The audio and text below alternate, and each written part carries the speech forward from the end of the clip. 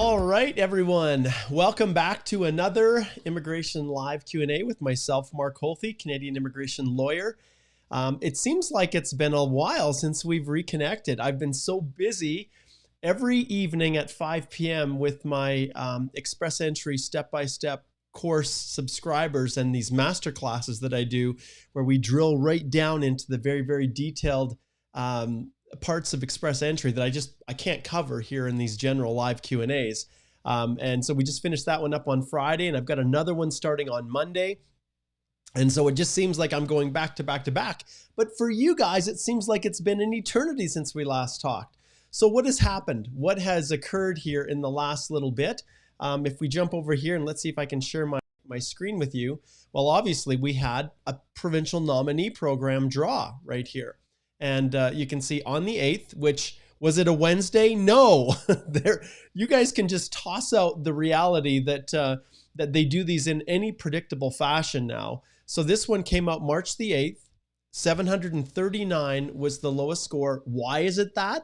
Well, because every single one of these candidates is going to be getting 600 points for the nomination. So the lowest person was actually 139 from core human capital factors.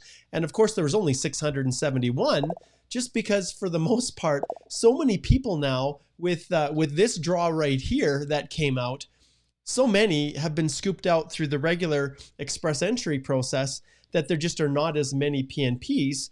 After this draw 176, 27,332 that were all extended on February 13th. So you Feb 13ers out there.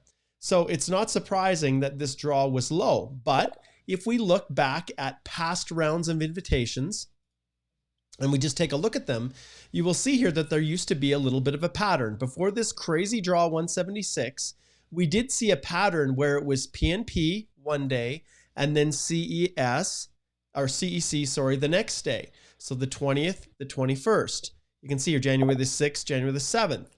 But as of today, the notifications of interest have not come out. Yesterday, we didn't see an actual draw for in-Canada CECs. So we're still waiting to see what's going to happen. So this was March the 8th.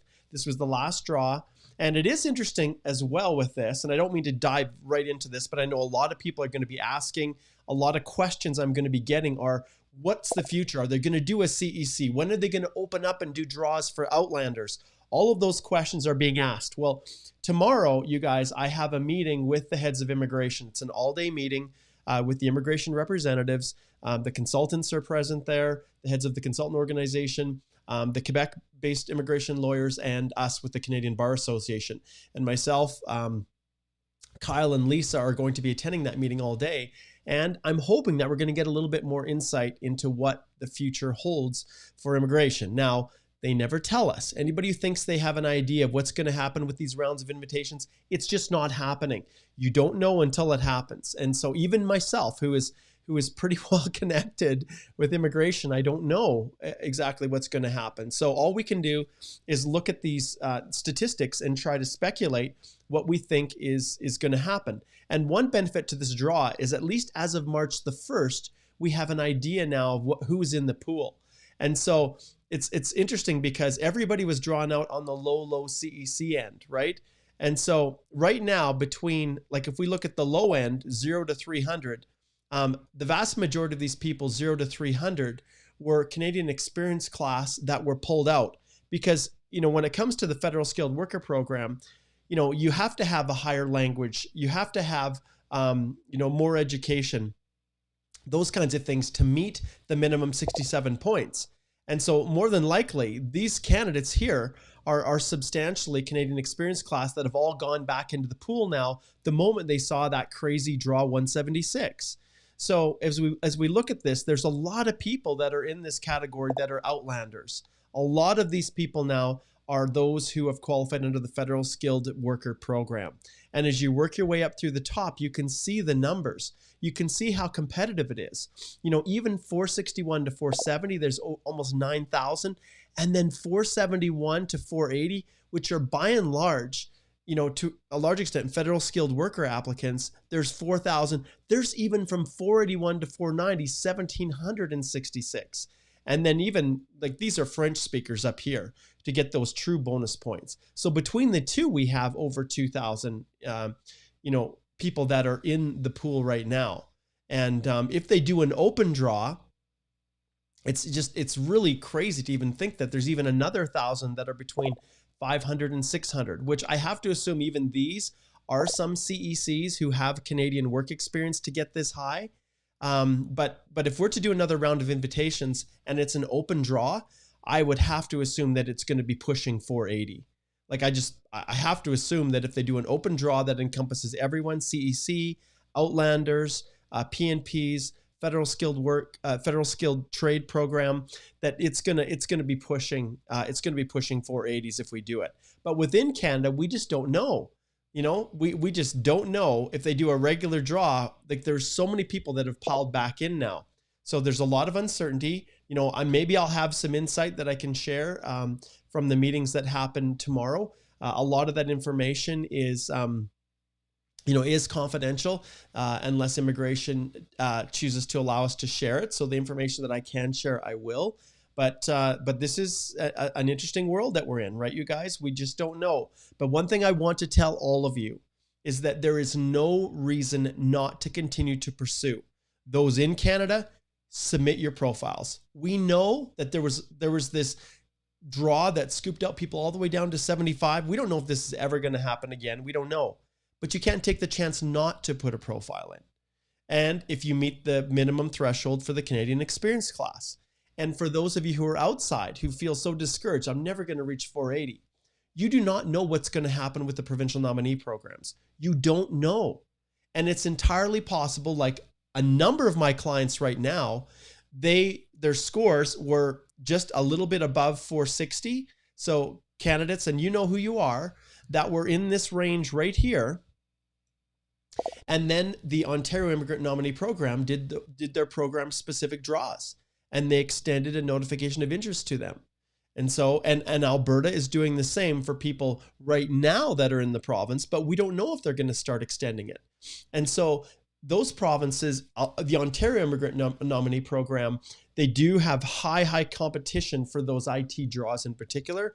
But in Alberta, it's definitely a lot more random in terms of occupation. I shouldn't say random, but based on, the statistics, the job shortage statistics in the province of Alberta and occupations in demand. So we've seen draws that are down to as low as 300 for them. So what I'm saying is, you guys, if you want to have a chance, you have to give yourself an opportunity. And sometimes that's by submitting and putting applications into each program. Now it costs money. Language tests cost money. ECAs cost money. I recognize that. So that's one of the investments that may never pan out for you. But if you want to have a chance, if something crazy happens in the future, well, the only way you're going to have a chance is by being in the game. So there we go. So that's some of the latest kind of changes that are going on. And I wanted to share those with everybody. I know we've got a lot of questions that are piling in from people all over. And usually I take some time to open up my my thing here, my screen, and pull in comments from those that are, we'll back this off here, see if this works here. So we'll try to get it the right size here a little bit.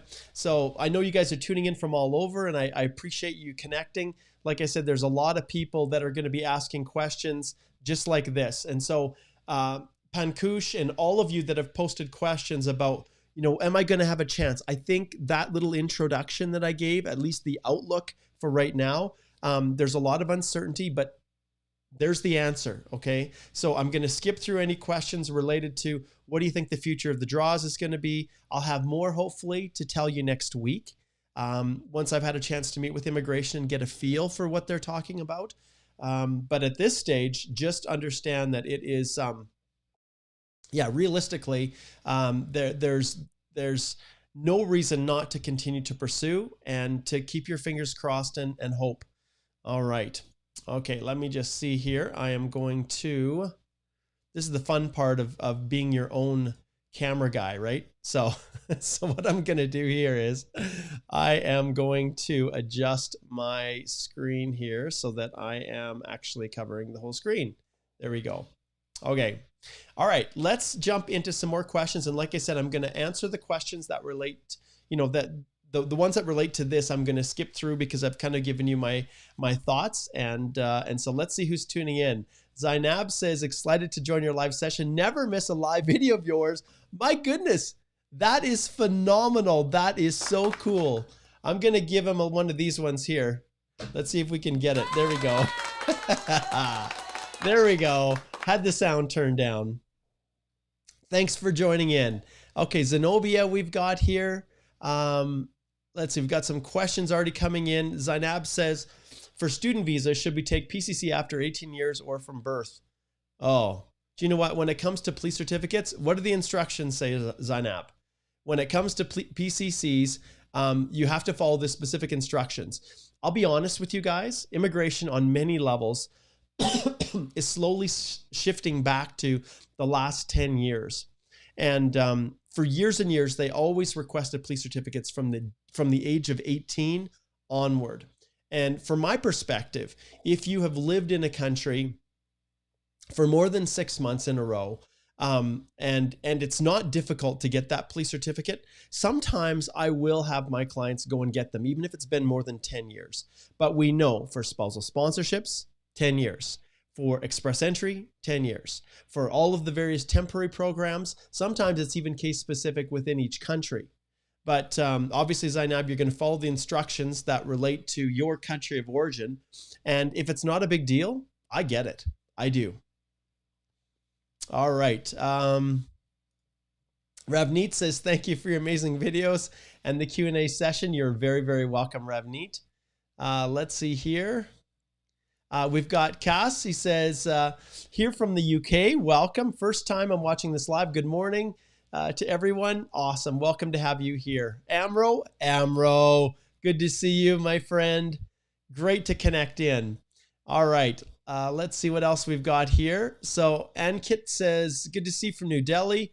Yep, that's true. I wish Ankit, I wish they were able to just open things up and allow people to come, and that this whole nightmare that we're dealing with would just be over. I think we're all ready for it, aren't we? I think we're all ready for this coronavirus to just end.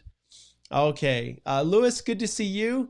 He says, thanks for your great efforts giving such valuable info. Could you please make a lobby for us, the COPR holders who are not allowed to land in Canada? Absolutely, my friend. And trust me, this is not something that we're just sitting on. This is something we are looking at nonstop. This is something that we are lobbying. And remember, I'm an immigration lawyer. I don't have a big war chest like the Immigration Consultant Association, where I can go and lobby. I'm specifically not a lobbyist as a Canadian Bar Association member.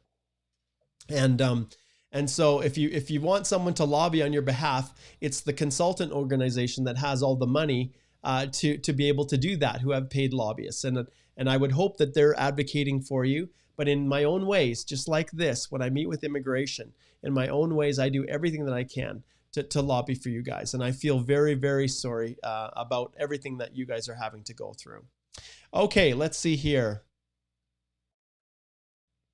All right, so here's a question about affidavits. Okay, Ramesh, you need to just go right to the government site. If it's someone that's a translator within Canada, then you get the seal from the translator, like the Ontario Association of Translators and Interpreters. If it's someone outside, then immigration has specifically stated that yes, an affidavit will work. But as far as a notary stamp, Ramesh, we've talked about this, and all I can say is specifically what immigration is asking for. That's what I always obtain. If you're not able to do it, then I guess you do the best that you can or find someone else to do the translation. But outside, if you do not have a notary stamp from a certified translator within Canada, then they say you need an affidavit. All right. Okay, this person is asking, Zenobia says, I've been waiting for you to come live. Do you know what, guys? I'm going to switch back here because your questions are too long. They really are. So let's just open it up. Let's expand it bigger. Let's move it across the screen so everybody can see, and we'll make it bigger. then I think that might be easier to actually address it because they just don't fit very well on the other screen. Okay, when waiting for you to come live, I want to come on a student visa with my husband on an open work permit if my husband gets a permanent job. Okay, great. Then give it a whirl. Immigration has been quite harsh on study permits lately. And if it looks like you are truly older, there's a gap in your education, that you've been working, and now this really looks like you're looking for a pathway to permanent residence, immigration has been quite harsh lately, and they've been refusing a lot of study permits. Okay, and I'm going to try to spread these out as well to as many people as I can. Okay, and I'll also highlight here Sakshi here. I'm going to highlight right here. So Sakshi says, in express entry, BC skilled, my score was 369. Is there any hope, Mark? Thanks in advance. Will BC P&P score fall? So when it comes to all of these things, I usually ring the bell, Sakshi, and I recommend that you go over, and if you're asking specific questions about you and whether or not you qualify, our homepage, if you go here, you can see that it's been revamped. So we actually have set up a brand new website interface that just makes it easier for everyone to get the information they need. Right on the page, you can book a consultation. And once you come here, you can choose the lawyer that you want to book the consult with. And so that's what I would encourage you. Anyone who's asking questions that specifically relate to them, guys, that's actually legal advice. And you would need to book a consult for us to really address. The last thing I would want to do is to try to give some partial answer to someone that affects their eligibility or whether they should apply for something or whether they're qualifying for something, and then be wrong because I don't have all the information.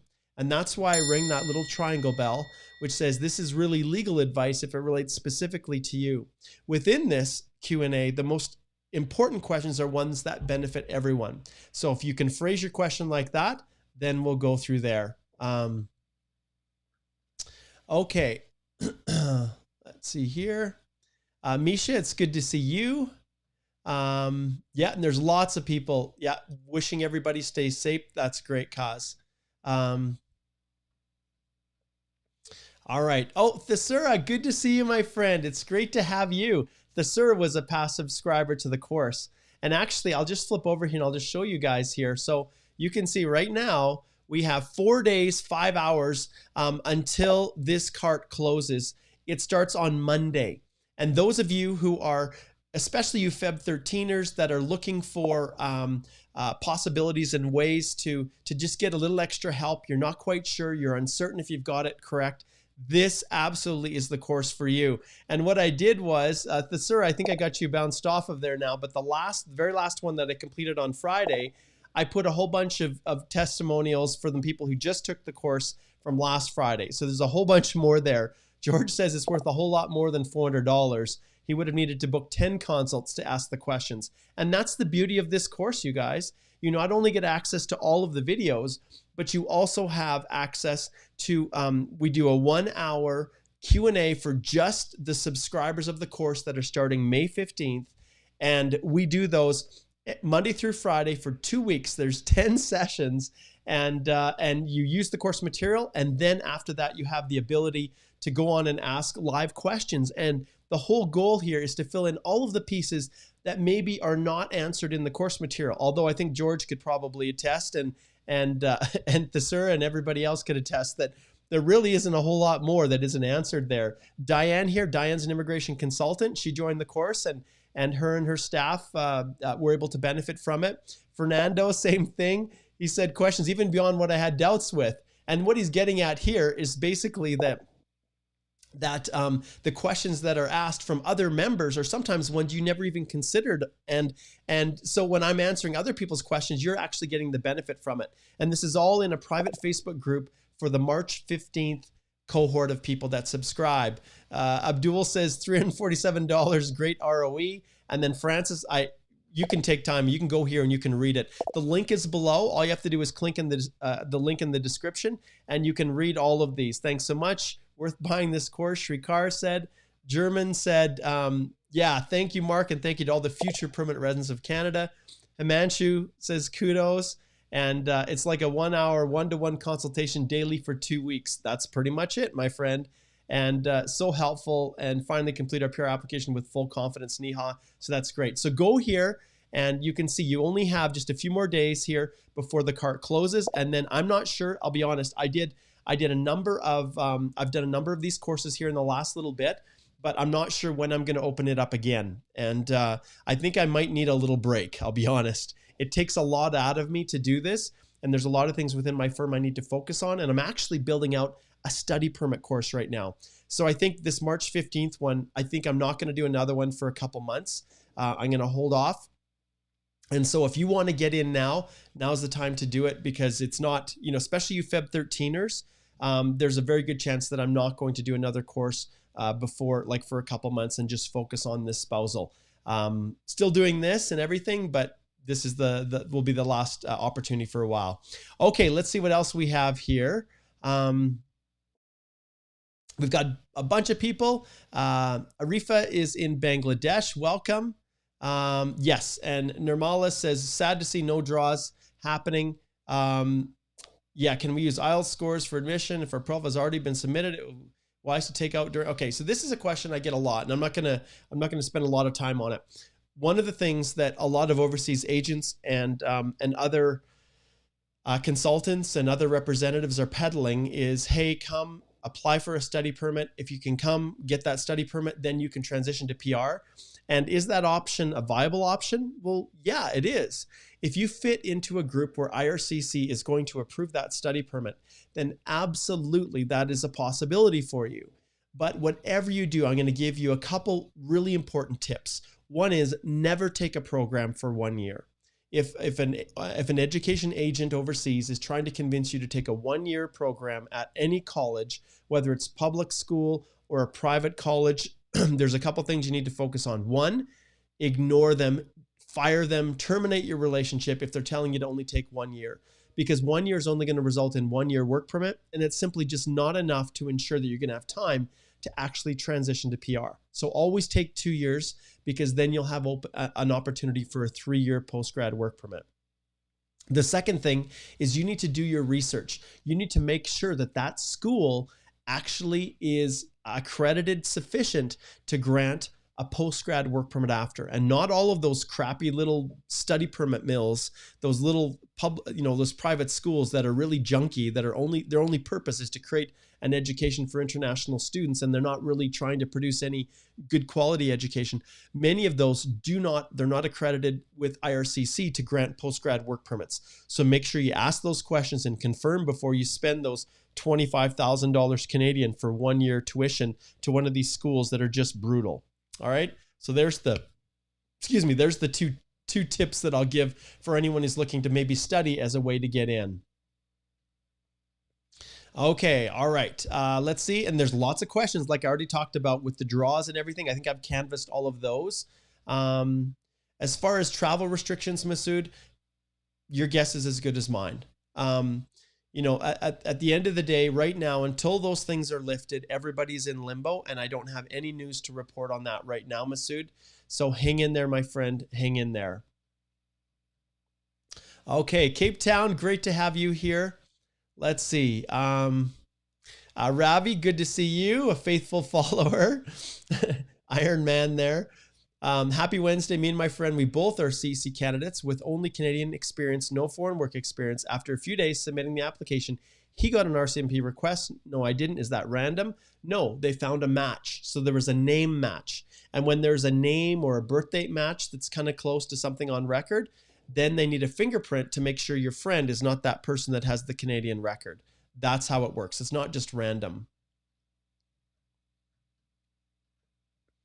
Okay, Misha says, I emailed you a while back, would love to hear back from you. Misha, the way that you get access to me on a one-to-one basis, because this is what I give for free, this is my giving back to the community. If you're looking for any assistance, you need to actually go here, you need to book a consult, and then that is how you have access to me for one-to-one questions, okay? All right, moving on. And I'm glad, Misha, that you like the music. Okay. And remember also, if you're asking about, do I qualify? I'm skipping past those ones because those are triangle. Let's see.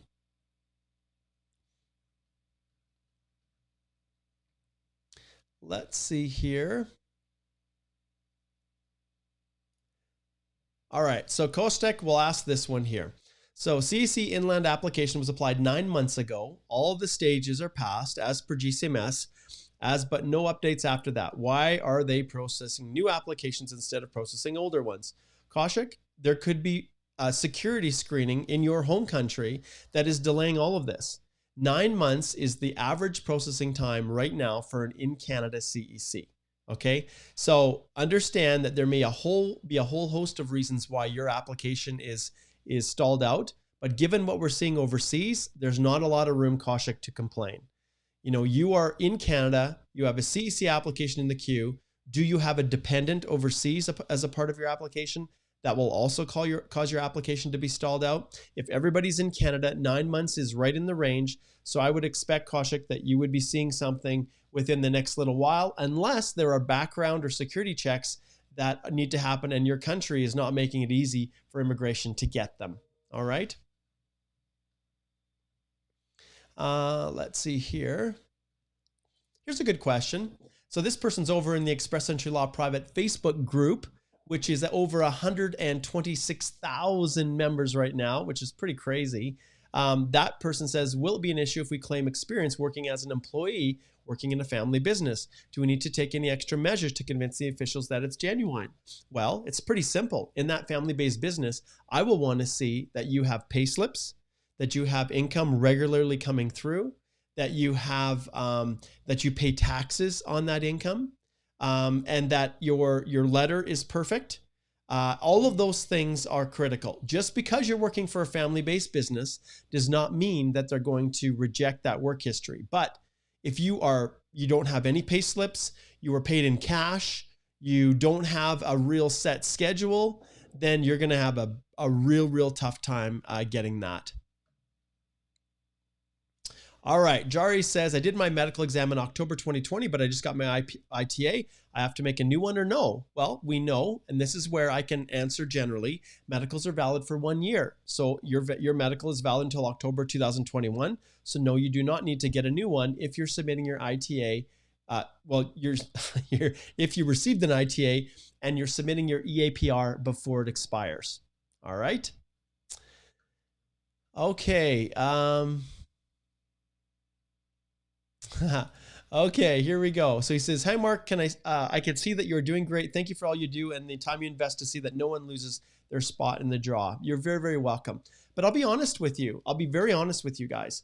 I share my course with you guys all the time. I take time and I say, look, this course here, does it cost money? Yes, it costs money. Yes, it costs this course $347 right here, US, for this course. But this course was created to help all of you avoid those most common pitfalls that people fall into, to walk you through step by step, every step of the process, from the beginning, submitting your profile, all the way through to getting your ITA, submitting your EAPR, everything. If you go here, watch the video, you'll see what's in there. Not only are the step-by-step video tutorials walking you through, showing you an actual real profile, a real EAPR, but Module 6 is full of every single document that you have to upload. Things that you need to focus on. What happens if it doesn't work out?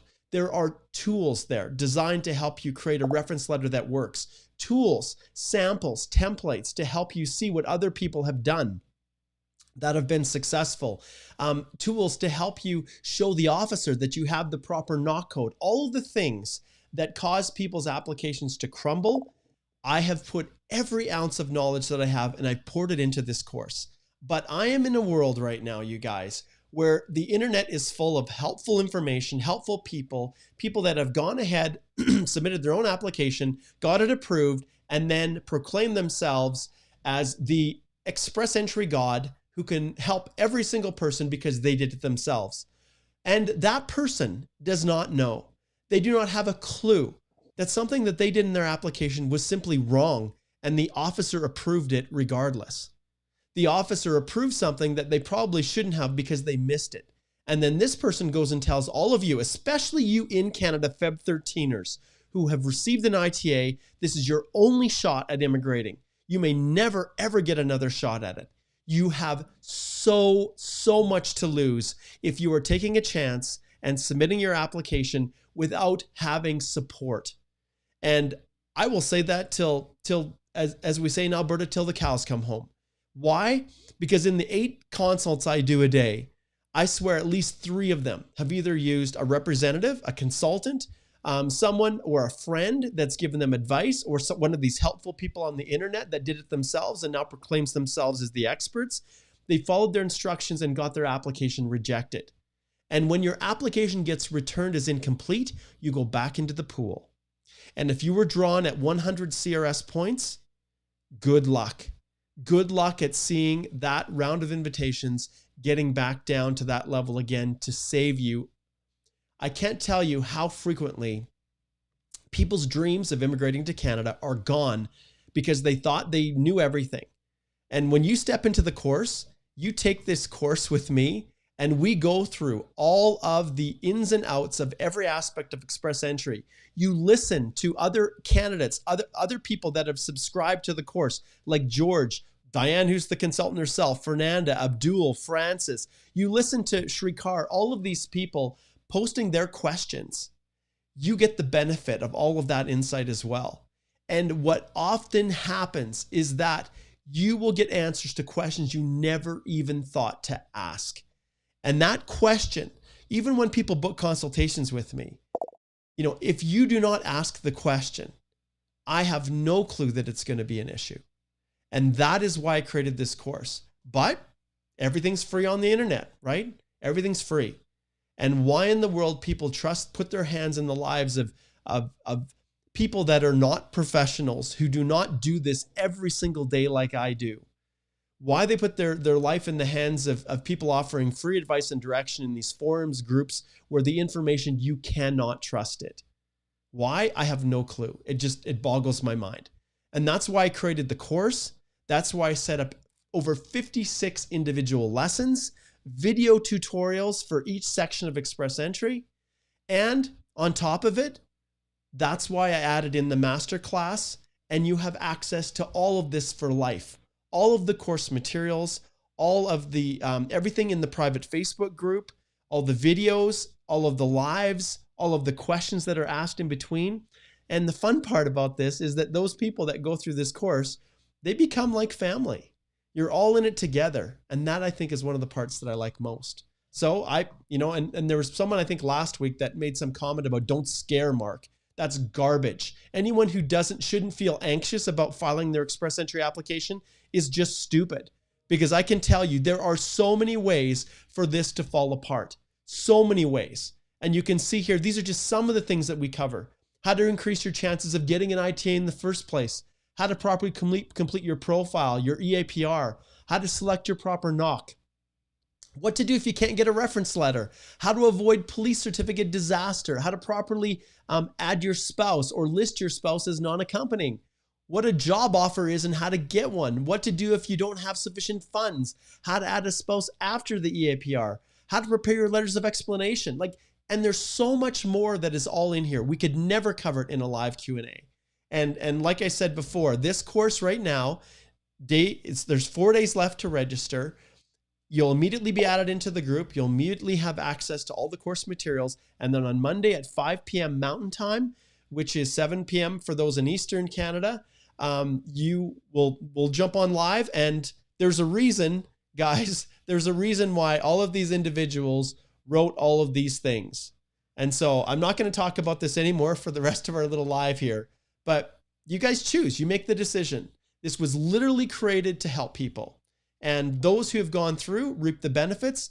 And those of you who make mistakes end up booking consults with me after. And me, I shrug my shoulders. I look up into the sky. I see the snow falling down on you. And all I can tell you is that there is nothing that I can do to help. You do not get a second chance at this ITA. You don't get a second chance to fix your knock code. You don't get a second chance to correct your proof of funds. Whatever it might be, you rarely ever get a second chance. Those that do, it's a miracle. But when your application is returned for being incomplete and you've been drawn with a score of 100 or 150 or 300 CRS points in Canada, you do not get a second chance. And that's why I created the course, to take people from not knowing what to do to knowing exactly what to do. From getting their application rejected to getting their application approved and being able to realize this long sought after dream of becoming a permanent resident of Canada. I don't know what more to say. All right. I don't know what more to say. All right. Let's jump back to some questions. Okay. Totally charged up as usual. Heck yeah, Verpal. I absolutely am. Okay. Here's a tricky one, Gina. Submitted the APR 2 days after my CELPIP expired. Would it still be valid? Should I still take another test? My goodness, Gina, right here, I'm ringing the bell. If you submitted your EAPR, I hope you didn't hire an agent. I hope you didn't hire a consultant to help you, Gina, because that is one of the catastrophic mistakes. If you submitted your EAPR 2 days after your CELPIP expired, your application, if the officer has half a clue, will get rejected. Hands down, it will get rejected because you must meet the eligibility requirements at the time in which you submit your EAPR.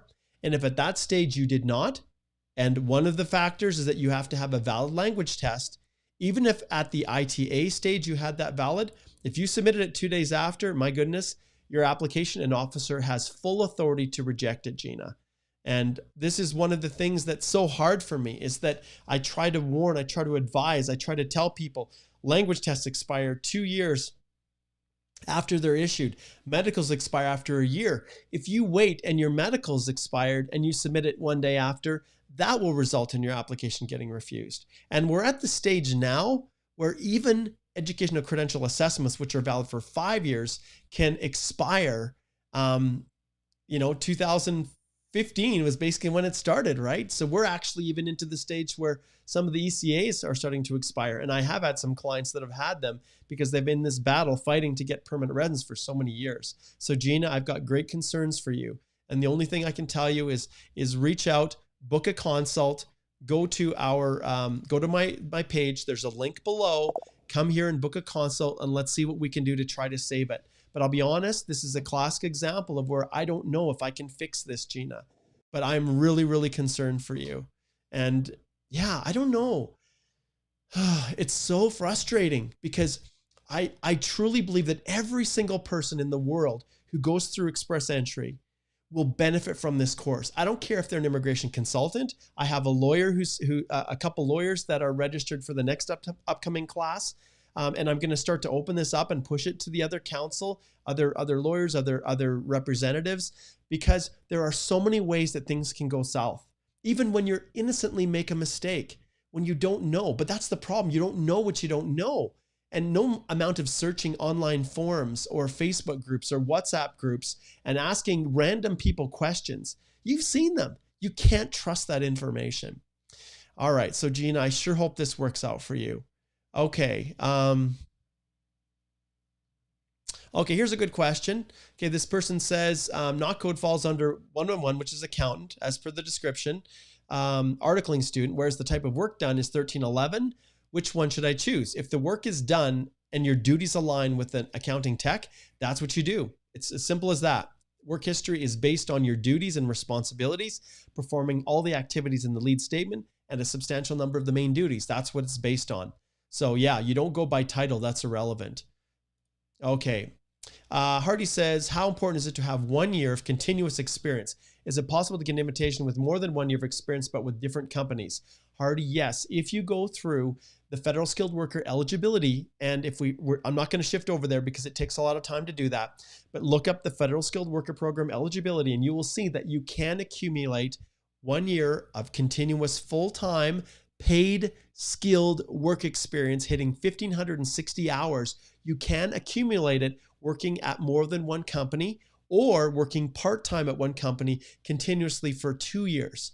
But one thing you cannot do is work more hours. Like let's say you work 30 at one and 30 at another at the same time. You can't meet the 1,560 hours in 6 months and say, voila, I've got that year. It's specifically prohibited in the regulations. So hopefully that answers the question. 1,560 hours, continuous experience. It needs to be continuous, and there are options. Go check that out. Okay, here is Neha. She says, hello, Mark. Thanks to your awesome, oh, Neha. Okay, Neha is there. So you guys know. Thank you for watching, you guys. See, even the people who take the courses still come back and watch these. And so she said they submitted the application. Congratulations. I want to give you one of these, Neha. And for those who are wondering here, Neha, who's watching live on the YouTube channel, we're going to go right over here to the course. And we're going to flip down to the bottom right here. And here is Neha. Thank you, Mark. Your course was so helpful for us to finally complete our PR application with full confidence. You bet. I am so delighted. And you know what, Neha? You are benefiting. You have got the benefit of that course. And just like we talked about just, on Friday when we met, and we actually had that special little Zoom call too, which was fun to meet everyone. But you can sleep at night.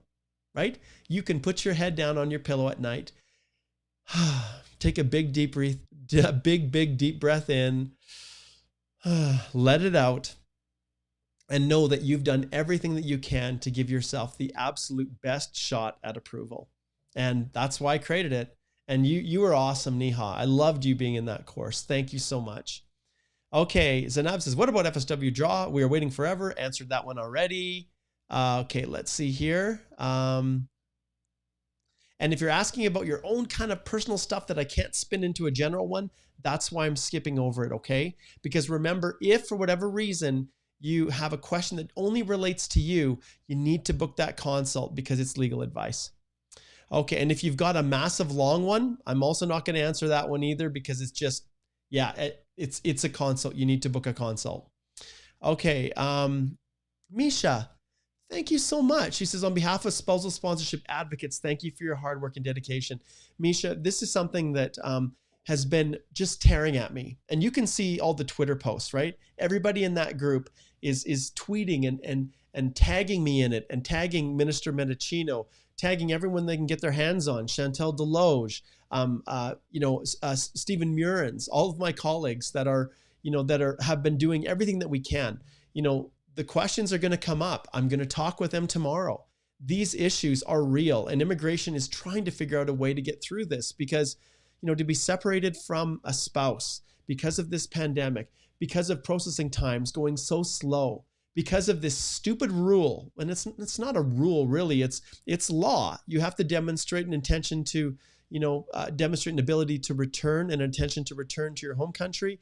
That whole section in the legislation that the officers use to refuse TRV applications, my heart goes out to you guys. It goes out to you. And there are so many people, Misha, and here's what's forced me right now. It's forced my hand to create a step-by-step course for spousal sponsorships.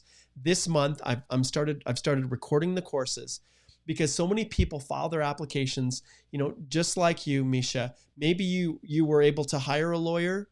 Maybe you weren't. Maybe you're able to hire a good consultant out there to help you, but so many people don't. And then what happens is after all of this massive, horrible length of time separated, then guess what happens? Spousal sponsorships are now being treated like express entry. And people who submit them, if they make a mistake, they get returned. And there's been tons of mistakes even with them getting returned.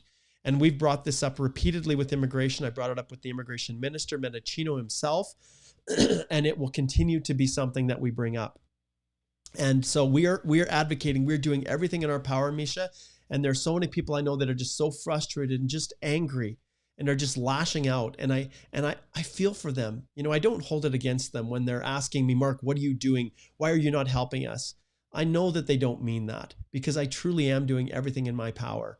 But yeah, the separation, the expired COPAs, people that are through express entry that have sold their homes, they've pulled their kids out of school, they quit their jobs, and now are basically depleting their settlement funds, waiting, hoping to come, and they haven't been able to. Even those who expected that their passport was going to be returned, and even before the COPAs were issued, started to make plans to move. So my heart goes out to all of you, Misha. And thank you. I really appreciate that. That means a lot. Okay. Okay. Frank says applying as an air pilot. Hey, it's a skilled occupation, my friend. You can do that. Let's see here. Yeah, and we've got lots of people. Kushak says the same thing. Can you please raise concerns to IRC to process older applications first? If you want to know something, Kaushik, I brought this up with them months ago. I said, look, you absolutely must treat the first people that have submitted their applications with a priority over new ones coming in.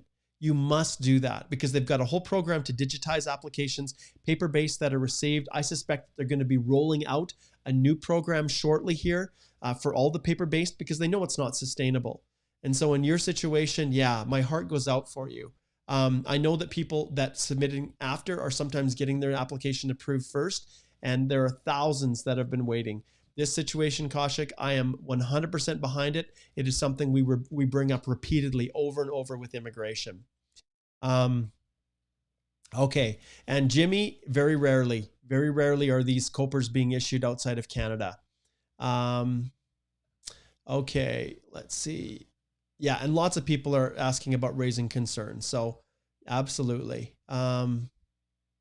Okay, here's one. Chris says, I noticed I received a letter from IRCC. Okay. That I have gaps in addresses and personal history. For personal history, I had 7 overlapping activities between my job, master's, casual jobs, but no gaps. Chris, all I can tell you is ring the bell because officers make mistakes. And sometimes you may not even notice what the issue is. And so all I can tell you, Chris, is to book a consult and we can talk about potentially what's happened.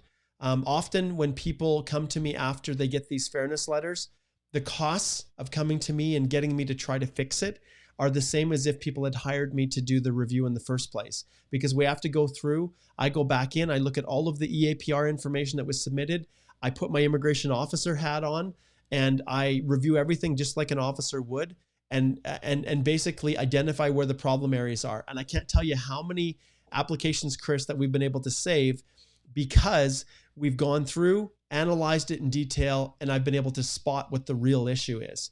But the only way to do that is it's almost akin to a full review. And so the only thing I can tell you, Chris, is that my heart goes out to you.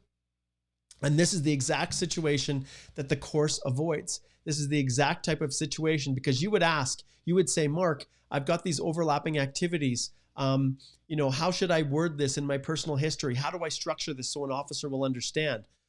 That is all covered in the course. And that's why I created the masterclass component to it so that individuals would be able to ask these detailed questions that are just so nuanced that they're just not possible to include in a comprehensive guide. So Chris, I recommend that you slip over here to first I recommend that you go right here to our website and book a consult so that we can try to sort it out and see if we can save it. And for the rest of you out there, please, take the course and see for yourself. There is a 100% money back guarantee. If you go through the course and say, this was horrible, it didn't help me, I will give you every penny of your money back. That's what you guys need to realize. And there's some unscrupulous people I've had some immigration consultants book my course, look at it, go through, and then say, oh, it didn't help me, and ask for their money back. I've had individuals that have done that. I've never yet had a lawyer do that, but I have had some. And even if people are that way, they're just kind of just there to exploit the money back. I don't care. I give them their money back. It's nothing to me. The reality is this course, I believe in it so much. I know it can help people to avoid the situation that Chris is in. So please, please consider it. It's there. Put it to the test. If you feel it didn't help you, you feel it didn't give you any assistance in the process, then you can request a full refund. And that refund is eligible for 30 days. By that time, the course is going to be fully completed. So you decide what you want to do. And I guess that's something I probably should promote more, is the fact that it's a full money back guarantee. All right. Anyways, let's keep moving on here. And you can see there's just no way for me to get to everybody's questions. So I'm trying to answer questions as generally as I possibly can. And I just need to take a quick peek here and just take a look and see what I have going. All right. Okay, I've got a little bit of extra time. We can go into OT here a little bit. All right. Here's Nathan says, is it possible to know the anticipated approval date of our express entry application from GCMS notes? Not really, no, because the final steps, there's nothing that guarantees how long it's going to take for security screening to be done, to the background checks, to know basically whether or not the travel restrictions are impacting things. And so not really. You can get somewhat of an idea that it's getting close, but like many people, everything looks done and I've been sitting for months. There's no exact way to know. Okay, here's an interesting question. Is there a better chance of getting an invite if you're FSW in Canada versus FSW outside Canada? No, not at all. It's all based on whether or not they do an open draw. But understand, if you're an FSW in Canada, well, likely you're going to hit the CEC eligibility after 1 year anyways. And so, but no, there's no difference. They don't treat them any different. Okay. And lots of people are asking why we can't land. Okay. Okay, here's a good question, George. George. Seriously, George, why are you asking this question? We just answered this question in the group. Okay, I'll pull it up again though. Is it necessary for the digital photo to be 420 by 540 pixels? Mine is a little less than that. No, there's no problems with that. Do not worry. Digital photos are something where there is a lot of discretion within the express entry process because their instructions are horrible. They're conflicting. Do you scan in your passport photo with the back page? Do you need to have it in the certain pixel range? The key is make sure the background's clear, that it looks just like a passport photo, that the shape is more or less accurate. And those are the things, maybe someone can say, maybe someone tell me, unless your photo is just completely how do you just say this? Illegible, probably. You can't read it. Like you can't see that and make out that it's actually you. The pixels are so distorted. Photos are rarely going to be an issue. Okay. Anand says, waiting for the outdoor activity videos along with tips on immigration. You're right, I forgot. See, I've been so encompassed with this. My wild tips on immigration, I have 10 of them that I'm going to be releasing. And I actually got myself a little drone as well, just to make it even funner. So absolutely, we're going to do that.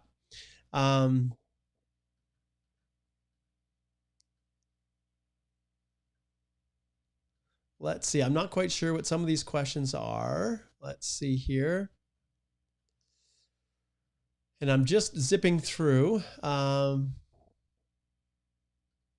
Okay, Nathan is asking as well about sister in Canada. Can I get a travel exemption as extended family? I'm going to ring the bell, Nathan. We got to look at a whole bunch of other things to determine whether or not that's possible.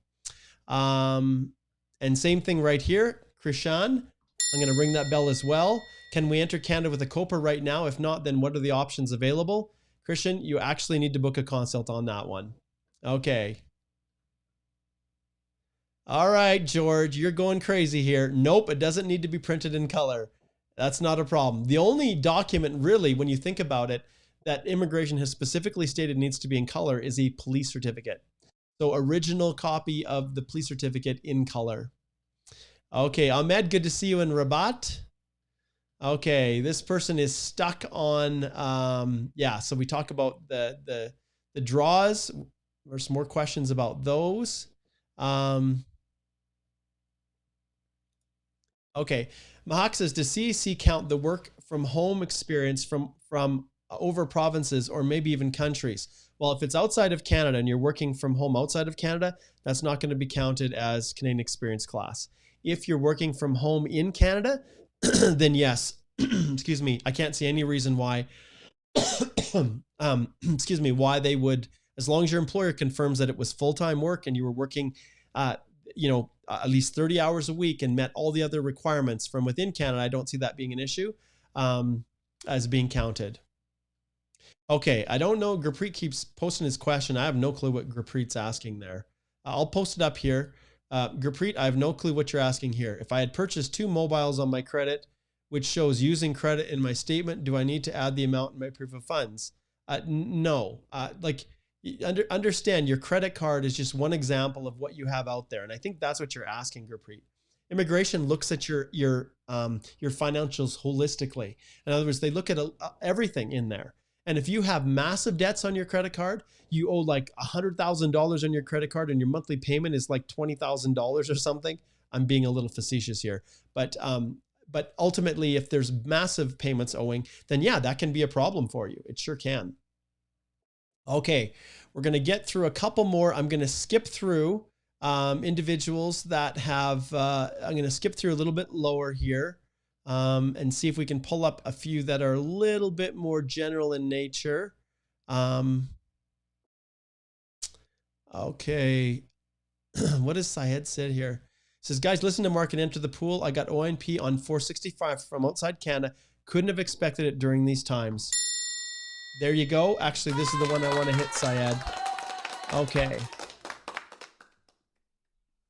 Yep, and absolutely PNPs can, and that's what we encourage.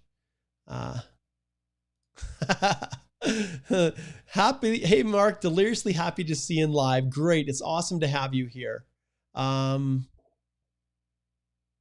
Yeah, can't speak to that one about whether or not are we coming close with regards to issuance of PPRs or Outlanders. We're just going to have to wait and see. The vaccine's being rolled out. I think, obviously Canada and the COVID hotels, there's a lot of steps that have to be taken. We haven't done a great job of managing, the rollout of the vaccines. And so there's a lot of factors that we have to consider. Okay, Rajul says, Rajul, good to see you, my friend. He says, you're the best. Guys, I just submitted my EAPR with the help of Mark. My experience was amazing. I received all the helps from him. I'll give you one of those, Rajul. You were awesome, Rajul. Absolutely awesome. And I really appreciate the Google review that you left as well. And yes, I will send that invoice to you. Okay. Okay. EC says, hey, Mark from Calgary. How to extend an expired bridging open work permit when PR application is still on process. Thank you. You're the best. If you have, I'm going to click on this one right here.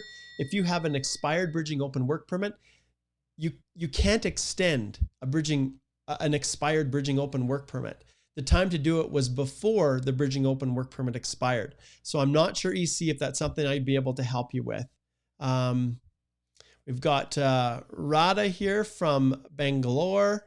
There's just so many here, guys. I know I'm going to go just another couple minutes and then we're going to wrap it off. Okay. Let's see here. Okay, Darshan says, why are PR cards taking longer? It's obvious.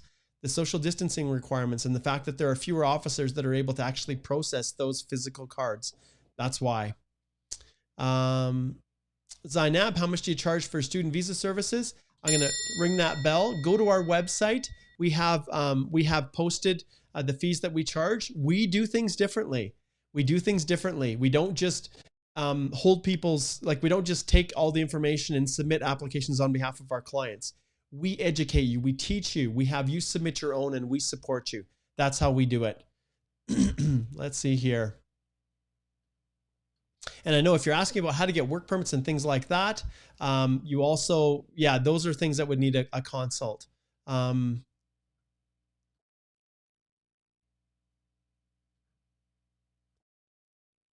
Okay, this is an interesting one. Okay, so basically, do you think it's okay to submit T4 without a job title on it, along with employment letter to prove my work experience? Somehow job title is not in the T4. Thank you. Well, a Canadian T4 should have, if it doesn't have the job title, that's okay. You're going to submit whatever you've got. Simply, that's what it is. Yes, it would be good if the T4 was prepared properly, but together with the employer letter and showing that you have been paying employment income, that's going to help your case. Okay. All right. So Harry's from Poland here. He says, is it a good idea to put the file for visa for Canada? Well, right now, no one's traveling. Let's see here. Ramesh, you're very welcome. Yeah, you're very, very welcome. Okay.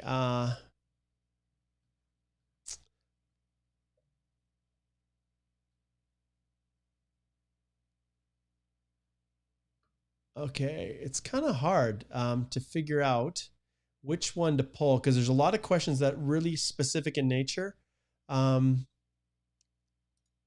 Okay, Celine, no. If you have a valid job offer, you don't need to provide settlement funds. You don't need to do that. Okay, Chris, I've already addressed your question. Yeah,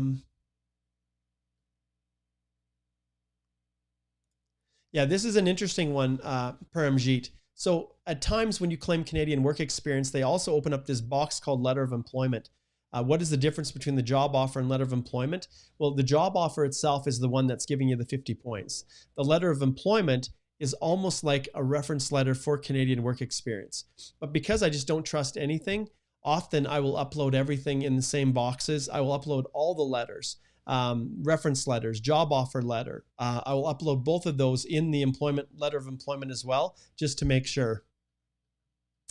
All right, and I think, guys, I think we're going to wrap it up here. So as you can see, it's just almost impossible. And I can even just start a little bit of music here, letting you guys know that this is kind of, we're getting ready to wrap it up here. But understand that with this Q&A, I do my very, very best to try to get to people to answer questions. I know that the information that's shared is helpful for people. Just listening to what other people are asking, it helps you to become more and more educated and to understand. But if you're someone who is going through the express entry process, if you are actually in the stage, whether at the very beginning stages, whether you're just wondering if express entry is for you, if you're thinking about submitting a profile, even if you have a profile in the queue or you've received an invitation to apply, this course right here, guys, it was created for everyone, no matter where they're at, including consultants who are looking to get more insight, lawyers who have not dealt with express entry before.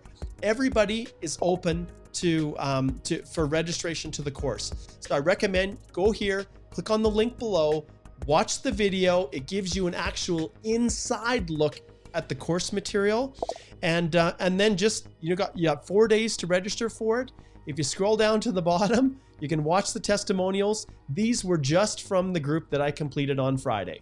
So I can't get any more fresh than these individuals here. And I only pulled out a fraction of what I could have included. So you guys let them speak for themselves. And I welcome you guys, and I look forward to having you join. It's going to be an awesome course. And my meetings tomorrow, we'll see where they lead. And next Wednesday, I'll have some more insight. I wish you guys all the best as you navigate this crazy world that we call Canadian immigration.